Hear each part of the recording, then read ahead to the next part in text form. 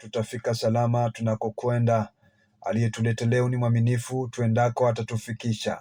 Halina budi sisi kuendelea kukaza mwendo na kusonga mbele, maana kweli katika safari kuna vikwazo, ndani ya safari kuna vita, katika safari kuna watu wasiokutaka, wenye chuki, wasiopenda kuona maendeleo na jinsi Bwana na kuinua hatua moja kwenda kwa nyingine.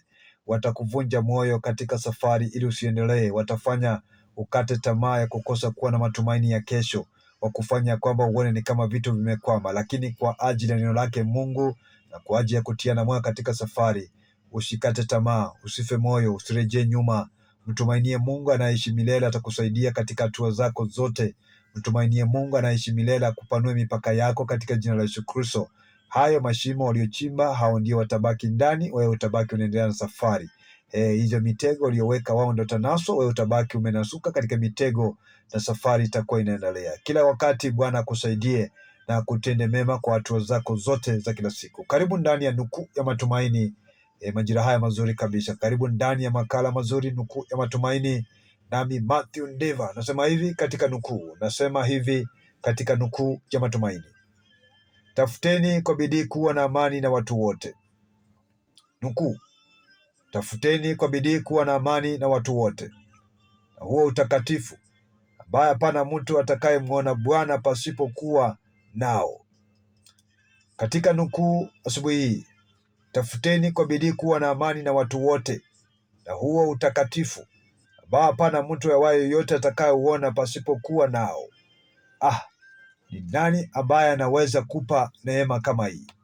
Natamani uipokee neema ya kutafuta amani. Siku zote wanatafuta kukupiga, wanatafuta kukuangusha.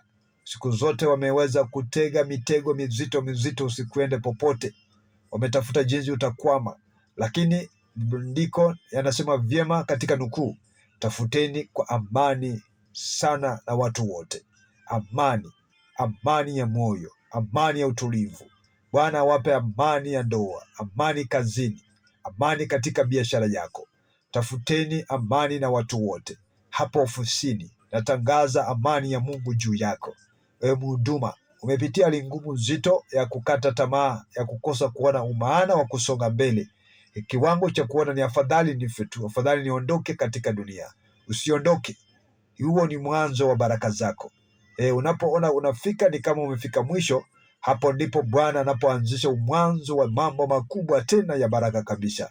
Bwana akusaidie katika hatua ya watu waliobarikiwa umo miongoni mwao. Usihofu kwa sababu ya changamoto ndogo unazopitia, hazitadumu milele. Changamoto ndogo ulizonazo hazitakuweko siku zote, zipo tu na ni kwa msimu tu, zitapita. Lakini Bwana akiwa upande wako, Bwana atakulinda kutunza. Basi katika nukuu, tafuteni amani na watu wote, na huo utakatifu, maana pasipo mtu yeyote atakayemwona Mungu pasipokuwa nao. Na kutangazia Bwana akusaidie kulinda na kutunza utakatifu wako, akusaidie kulinda na kutunza kitu alichokiweka ndani yako. Kipawa chako kilindwe na Jehova, kipawa chako kilindwe na Jehova. Ndio watakipiga kipawa kile kipotee, lakini Mungu yupo nawe. Mbegu ya baba Mungu haifi. Itakapowekwa mchangani itaamuka tu, haitajalisha imeketi mchangani muda mgani, lakini cha maana Bwana anasema wazi, mbegu yake ifi. Kuna siku itachipuka toka udongoni na itakuwa mbegu nzuri tena ya kupendeza. Natamani asubuhi njema katika nukuu, jambo hili likae ndani yako. Tafuteni kwa amani sana na watu wote, na huo utakatifu, maana pasipo hivyo hakuna mtu atakayeweza muona Jehova. Popote ulipo, ilinde desturi yako, ilinde territory yako kwa amani. Popote ulipo, linda jamii yako, amani ikawe mahali pale, na Bwana atakubariki sana. Na ndio Nukuu ya Matumaini na Matthew Ndeva. Asante na karibu popote mlipo. Nasema hivi, niwashukuru sana kwa wote ambao wamekuwa wakitufuatilia katika mitandao na wamekuwa wakisimama kituo hiki kifedha.